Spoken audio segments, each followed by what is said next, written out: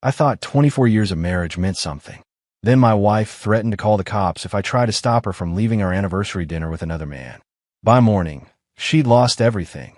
Her job, her house, her reputation, and the niece she planned to steal from me. This is how a patient man destroys someone who mistakes kindness for weakness. My name is Dylan Montgomery. I'm 52 years old, and until 3 months ago, I thought I had a solid marriage with my wife, Candace. We've been together for 24 years, built a successful life in Denver, and we're raising my 16-year-old niece Chloe after my sister passed away in a car accident 2 years back. Candace was a senior partner at Hartwell & Associates, one of the most prestigious law firms in Colorado. I ran my own consulting business, nothing flashy, but it paid the bills, and then some. The night everything changed started like any other anniversary dinner. I'd made reservations at Le Bernardin, the fancy French place downtown that Candace always talked about. She walked into the restaurant wearing that black dress I bought her for Christmas, her blonde hair pulled back in that way that used to make my heart skip. But something was different.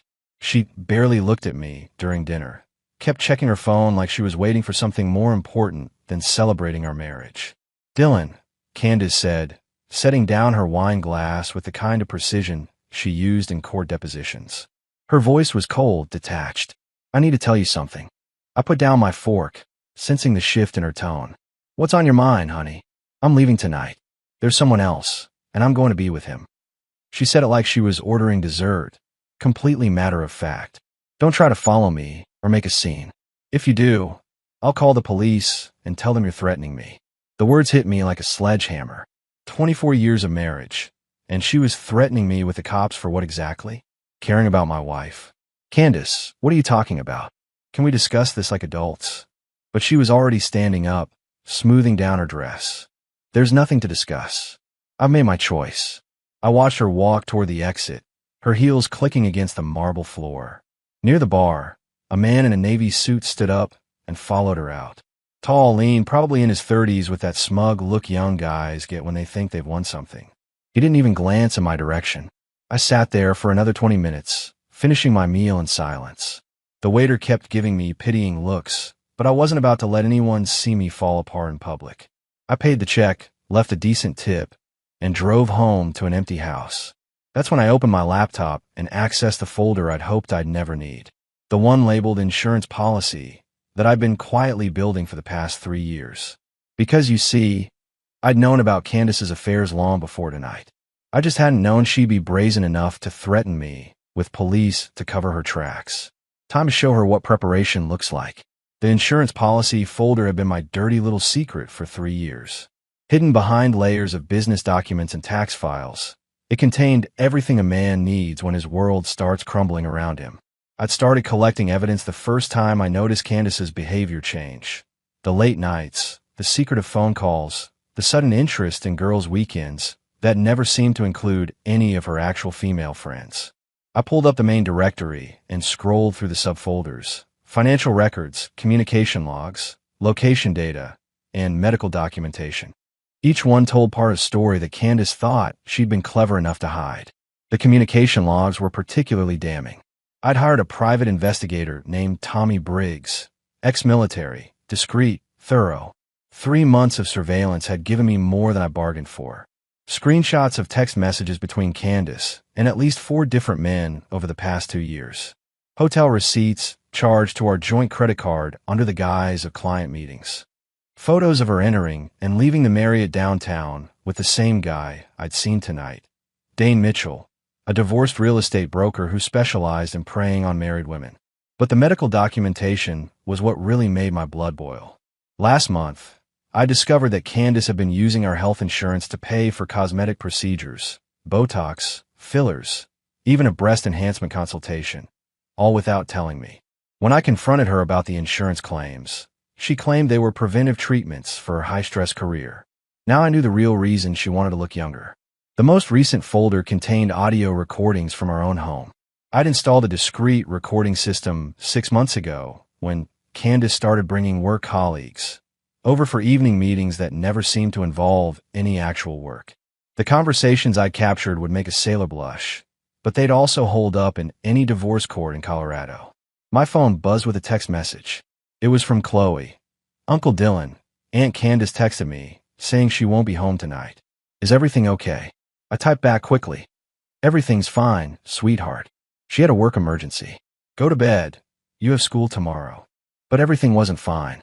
My 16-year-old niece didn't deserve to be caught in the middle of this mess. Chloe had already lost her parents. She didn't need to lose her stability too. That's when I made the decision that would change everything. I opened my contacts and scrolled to Elena Vasquez, Candace's former best friend from law school. They'd had a falling out 2 years ago over something Candace never wanted to discuss. I'd always suspected there was more to the story. Elena, this is Dylan Montgomery, Candace's husband, I said when she answered. I know it's late, but I need to ask you something important about my wife. There was a long pause. Dylan, I was wondering when you finally call. How much do you know about what Candace has been doing? Enough to know our marriage is over. But I need to know what happened between you two. Elena's voice grew cold. She slept with my ex-husband while we were still married. Cost me my marriage and my friendship. I've been waiting 3 years for someone to finally see through her act. Elena, I think it's time we had a conversation. Elena Vasquez arrived at my house at 7 in the morning, carrying a briefcase and the kind of determined expression I'd seen on Candace's face before she destroyed opposing counsel in court. But this time, that laser focus was aimed at my wife. Dylan, I've been waiting 3 years for this conversation, Elena said, settling into my kitchen chair. Candace didn't just sleep with my ex-husband. She orchestrated the whole thing, seduced him at our anniversary party, then convinced him to leave me for her supposed friend from yoga class. I poured 2 cups of coffee, my hands steadier than they'd been in months. Why didn't you tell me back then? Would you have believed me? You were completely under her spell. Besides, Candace threatened to destroy my law practice if I said anything. She had connections, influence. I was just starting out. Elena opened her briefcase, but I kept records of everything. She spread out photographs, text message printouts, and financial documents across my kitchen table. The evidence painted a picture of systematic manipulation that went far beyond simple adultery. Candace had been playing this game for years, targeting marriages and destroying families for her own entertainment. There's something else you need to know, Elena continued. Your niece Chloe called me last night, after you went to sleep. She's been recording Candace's phone conversations. My blood turned cold. What do you mean recording? Chloe's been suspicious about her aunt's behavior. She set up a voice recorder app on her phone and captured several conversations between Candace and her boyfriend. Dylan, they've been talking about taking Chloe away from you after the divorce. The protective instincts that had kept me going since my sister died kicked into overdrive. Nobody was taking my niece anywhere. Chloe was my responsibility, my family, and I'd die before letting Candace use her as a pawn in her twisted games. Where is she now? I asked. School, but she wants to meet with us after classes. She has something important to show you. I spent the rest of the morning reviewing Elena's evidence and cross-referencing it with my own files. The pattern was clear. Candace Pierce Montgomery was a predator who used her legal skills and social connections to manipulate people's lives. But predators make mistakes when they get overconfident, and my wife had just made the biggest mistake of her life. At 3:30, Chloe walked through the front door with a kind of purposeful stride that reminded me of her mother. My sister had been a fighter too. Uncle Dylan, I know what Aunt Candace has been doing, she said, pulling out her phone. And I know how to stop her. At 2:15 in the morning, my security system chimed with a motion alert. I'd upgraded our home security 6 months ago, installing cameras with night vision and infrared sensors that could detect a mouse crossing the driveway. What I saw on the monitor made me smile for the first time in days. Dane Mitchell stood at my front gate, fumbling with the keypad like a teenager trying to sneak into his parents' house. He was still wearing that navy suit from the restaurant, but now it looked wrinkled and disheveled. His hair stuck up in the back, and he kept glancing around nervously as if he expected someone to catch him. I grabbed my laptop and settled into the leather chair in my study, positioning myself with a clear view of all the security monitors. This was better than cable television. Dane tried the gate code 3 times before giving up and pulling out his phone. He was probably texting Candace, wondering why her husband's house wasn't rolling out the red carpet for her boyfriend. What he didn't know was that I'd changed all the access codes immediately after dinner, and Candace's phone was currently sitting in a drawer at the Marriott downtown, dead battery and all. The infrared camera caught every detail of his growing frustration. He leaned against the gate, ran his hands through his hair, and looked directly into the security camera with the kind of entitled confusion that rich boys get when the world doesn't bend to their will. After 20 minutes of standing around like a lost puppy, Dane finally gave up and walked back to his BMW. But not before the cameras captured his license plate, his face from multiple angles, and timestamp evidence of his attempted trespassing. I saved the footage to 3 separate drives and uploaded copies to a secure cloud server that only I could access. Tomorrow, this video would become Exhibit A in my divorce proceedings. My phone buzzed with a text from Elena. Chloe's recordings are incredible. Candace has been planning to take half your assets in full custody of your niece. She wants to move to California with a boyfriend. I typed back, not gonna happen. I've got something even better. California. So that was Candace's endgame. Take my money, steal my niece, and start a new life with her boy toy 3 states away from anyone who knew the truth about her. She'd probably already researched schools for Chloe, picked out a house, maybe even started shopping for wedding dresses. But Candace had made one crucial mistake. She'd underestimated the man she'd been married to for 24 years. I wasn't the passive, trusting husband she thought she could manipulate and abandon. I was a strategist who'd been planning for this moment since the first time I caught her lying about working late. I opened my secure email and sent a message to my attorney. James, we need to meet first thing tomorrow morning. I'm ready to file for divorce, and I have everything we need to bury her in court. Then I walked upstairs to check on Chloe. My niece was sleeping peacefully in her room, surrounded by photos of her parents and the life we'd built together over the past 2 years. Whatever happened between Candace and me, this kid was going to be protected. That wasn't just a promise, it was a guarantee. Candace stumbled up our driveway at 6:30 in the morning, looking like a woman who'd spent the night learning hard lessons about consequences. Her black dress was wrinkled, her makeup smeared into raccoon eyes, and she carried her heels in one hand while fumbling for her keys with the other. I watched from my bedroom window as she approached the front door, moving with the unsteady gait of someone whose world had shifted overnight. The motion sensors activated, flooding the porch with bright LED lights that highlighted every detail of her disheveled appearance for the security cameras. She jammed her key into the lock and turned it. Nothing happened. She tried again, harder this time, her frustration building with each failed attempt. That's when the intercom system I'd installed last month crackled to life. This property is no longer accessible to you. The automated message announced in a calm, professional tone. Please check your email for legal documentation. Candace stepped back from the door like she'd been slapped. She pulled out her phone with shaking hands and opened her email app. I could see her face change as she read the subject line. Emergency divorce filing, effective immediately. The documents were comprehensive. Temporary restraining order filed at 5:30 this morning. Freeze on all joint accounts. Emergency custody petition for Chloe based on evidence of parental unfitness. Asset protection orders for the house, cars, and business accounts. But the real shock came when she scrolled down to the attachments. Video footage of Dane at our gate. Audio recordings of her phone conversations with multiple men. Financial records showing her unauthorized use of our accounts for personal entertainment. Candace started pounding on the door, then moved to the windows, her composed lawyer persona completely shattered. Dylan, she screamed, you can't do this to me. This is my house too. But I wasn't home to hear her tantrum. I was sitting in my attorney's office across town, signing the final paperwork that would ensure she never set foot in our home again. James, how long before she realizes the full scope of what's happening? I asked my lawyer. Based on the timeline we established, she should be getting calls from her office within the next 2 hours. The anonymous tip about her relationship with clients was delivered this morning. My phone buzzed with the first of what would become many desperate calls from my soon-to-be ex-wife. I let it go to voicemail, just like she let our marriage go to waste. Dylan, we need to talk. Her voice came through the speaker, no longer cold and controlled, but pleading and desperate. Please answer your phone. We can work this out. 24 years of marriage, and now she wanted to work things out. Too little, too late.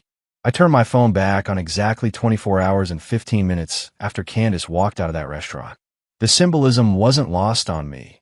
24 years of marriage reduced to 24 hours of silence before the storm hit. The screen lit up with notification after notification. Missed calls, 89. Voicemails, 34. Text messages, 156. My phone was blowing up nonstop, just like Candace promised it would when she discovered what I'd done in return for her betrayal. Candace had called 43 times. Her sister Jennifer called 18 times.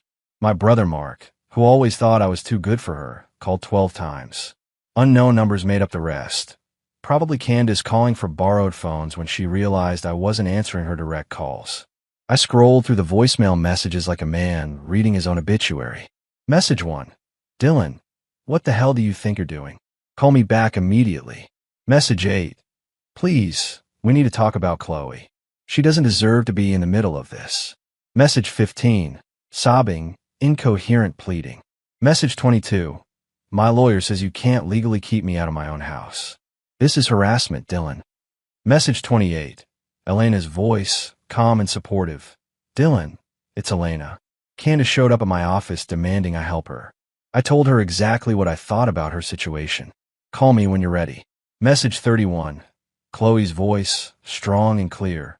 Uncle Dylan, I'm at school, but I heard what happened. I'm proud of you for standing up to her.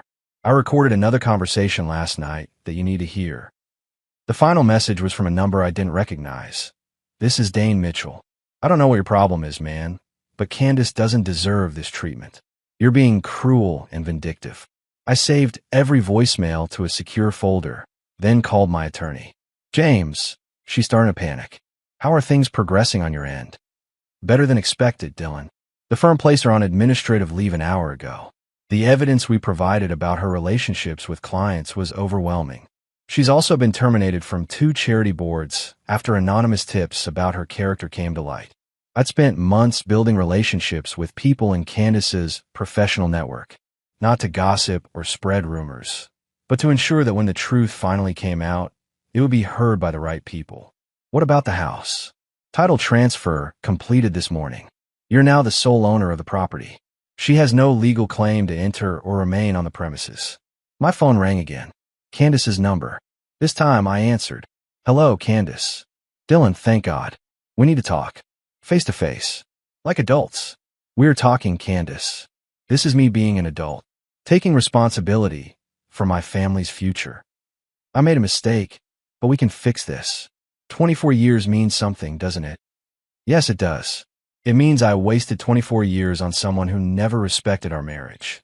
I hung up and blocked her number. The war was just beginning. I walked into First National Bank at 9 sharp, dressed in my best suit, and carrying a briefcase full of documents that would reshape my financial future. Margaret Stevens, our longtime account manager, greeted me with the professional courtesy she reserved for clients who kept substantial balances. Mr. Montgomery, I understand we have some account restructuring to discuss, she said, leading me into her private office. Margaret, I need to execute the contingency plans we established 6 months ago.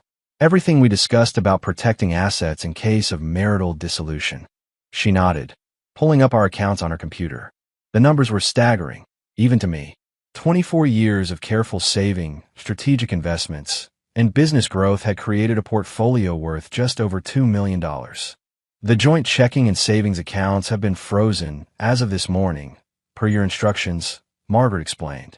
Your personal accounts, which were restructured under the family trust last year, remain fully accessible to you. That restructuring had been my masterstroke.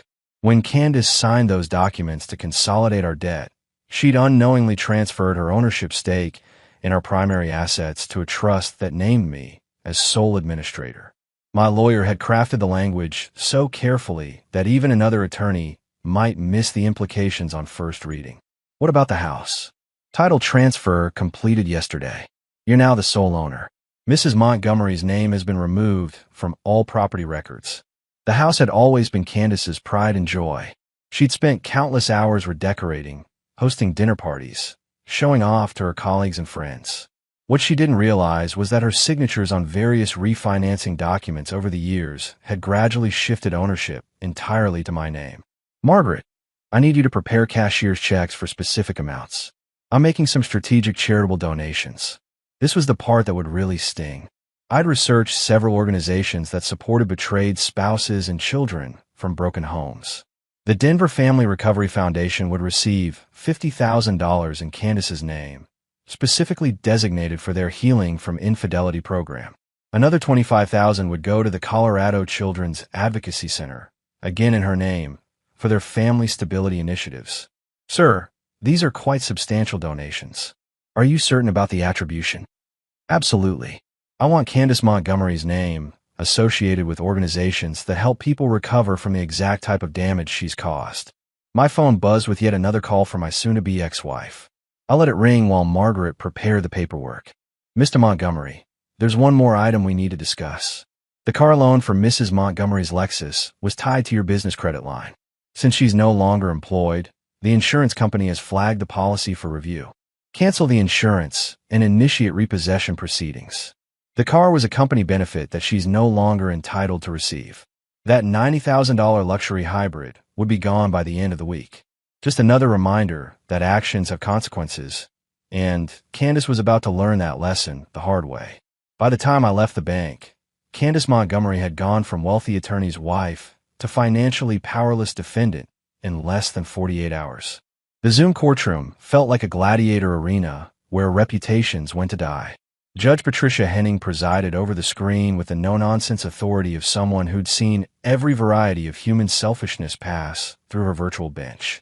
Candace appeared in a small window on the left side of my laptop screen, flanked by her hastily hired attorney, David Brennan. She'd clearly spent what little accessible money she had left on professional damage control. Her hair was perfectly styled, her makeup flawless, and she wore a conservative navy blazer that screamed, responsible professional woman.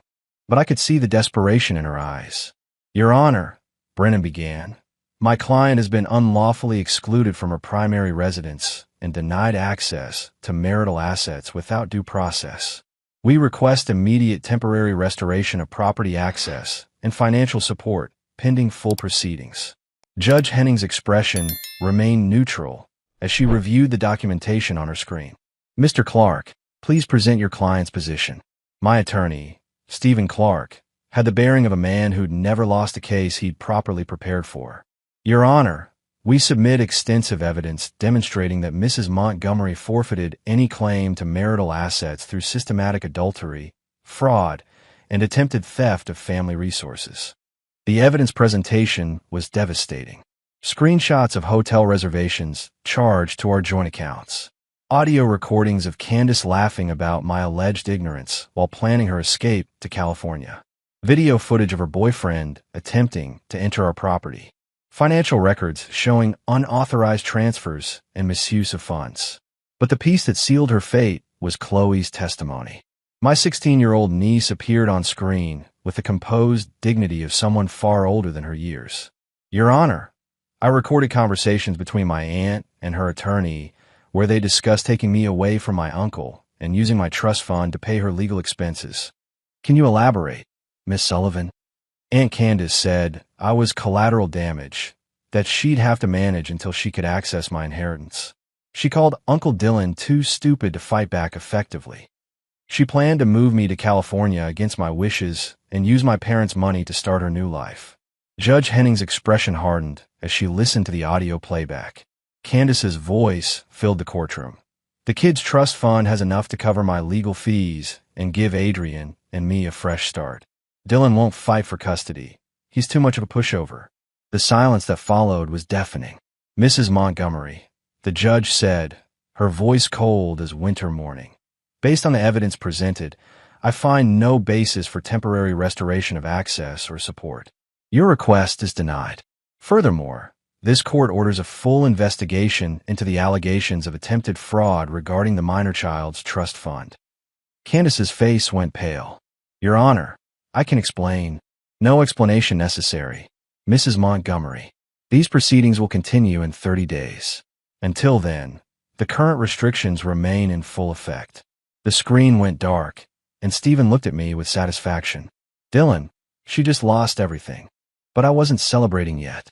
Cornered animals fight the hardest, and Candace Montgomery had just realized she was completely trapped. The envelope arrived at Candace's temporary apartment via certified mail, requiring her signature and ending any hope she might have harbored about salvaging her reputation. Inside, she found the comprehensive divorce settlement that would define the rest of her life. No alimony due to proven adultery and fraud. No claim to marital assets due to legal ownership transfers she'd unknowingly signed.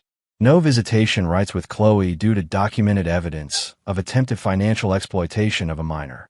But the cruelest detail was the psychological evaluation report I'd commissioned from Dr. Patricia Henley, a respected family psychologist who'd reviewed all the evidence. Her professional assessment concluded that Candace exhibited narcissistic personality traits incompatible with stable family relationships or child welfare responsibilities. Subject demonstrates consistent patterns of manipulation, emotional exploitation, and disregard for family bonds, Dr. Henley had written. Her recorded statements about the minor child reveal a transactional view of relationships that prioritizes personal gain over child welfare. The report recommended supervised therapy and a minimum 2-year separation from Chloe to prevent further psychological damage to the teenager. Elena called me that evening with news that completed Candace's public humiliation. "Dylan, the charity luncheon happened this afternoon. When they announced Candace Montgomery as a major donor to the Healing from Infidelity program, the room went dead silent. Everyone knew about her situation. The wives of her former colleagues, the social circle she'd worked years to cultivate, the professional network she'd counted on for support. They'd all heard the recordings, seen the evidence, understood exactly what kind of person she really was. How did she handle it? I asked. She wasn't there. But 3 of her former clients showed up asking questions about their cases. Turns out she'd been distracted during several important depositions because she was texting her boyfriends. They're considering malpractice suits. My phone buzzed with a text message from an unknown number. "Dylan, this is Dane. Candace told me what you did to her. You're a vindictive bastard who can't handle losing his wife to a better man." I showed the message to Chloe, who was doing homework at the kitchen table. My niece looked up with the kind of mature wisdom that comes from watching adults behave badly. "Uncle Dylan, do you think she'll ever understand why this happened?" "No, sweetheart. People like your aunt never accept responsibility for their choices. They always find someone else to blame." Chloe nodded and returned to her homework. At 16, she'd learned more about character and consequences than many adults ever do. That night, I sat in my study reviewing the final documents. Candace Montgomery would receive nothing from our marriage except the clothes she'd taken and whatever money she could earn rebuilding her destroyed career. Everything else, the house, the investments, the business, the respect, belonged to the man she'd underestimated. I raised my glass of bourbon in a quiet toast to the future, where strong men protect their families and weak people face the consequences of their selfish choices. 6 months later, I stood in the kitchen of our Denver home, watching Chloe practice her valedictorian speech for high school graduation. The girl who'd once been caught between a failing marriage had become a confident young woman with early acceptance to Colorado State University and a full academic scholarship. "Uncle Dylan, do you think Aunt Candace will try to contact me when I turn 18 next month?" I looked up from the morning paper, where a small item reported that Candace had been permanently disbarred after the malpractice investigation revealed a pattern of professional negligence spanning several years. "She might try, Chloe, but you'll be an adult who can make her own decisions about toxic people." The doorbell rang, and I opened it to find Elena Vasquez holding a bottle of champagne and legal documents.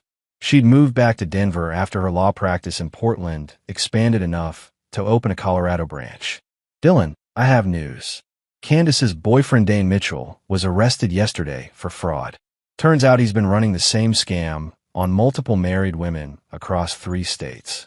The FBI wants to interview you about his attempted access to your property." Elena had become more than just an ally in my fight against Candace. She'd become a trusted friend who understood the value of loyalty and honesty in relationships. What about Candace herself? Working as a paralegal in a strip mall legal clinic, living in a studio apartment, driving a 10-year-old Honda. Her new boyfriend left her when the money ran out. I felt no satisfaction or downfall, just relief that she could no longer hurt the people I cared about. Chloe had thrived in an environment free from manipulation and emotional exploitation. She'd grown into the kind of strong, principled young woman her parents would have been proud to see. That evening, as Chloe studied for her final exams and Elena helped prepare dinner in our kitchen, I realized something important. I hadn't just survived Candace's betrayal. I'd used it to build a better life for the people who actually mattered. My phone sat silent on the counter. No desperate calls, no manipulative messages, no threats or bargaining. Just peace. Later that night, I walked upstairs to check on Chloe. She was reading college preparation materials, planning a future that would take her far from the drama that had once threatened to destroy her stability. Good night, Uncle Dylan. Thanks for everything. Good night, sweetheart. Sweet dreams. I closed her door and walked to my bedroom, where a framed photo of my sister reminded me why some battles are worth fighting. Strong men protect their families, no matter the cost. And sometimes, the best revenge is simply living well while weak people face the consequences of their own choices. 24 years of marriage had taught me to trust the wrong person. 6 months of divorce had taught me to value the right ones.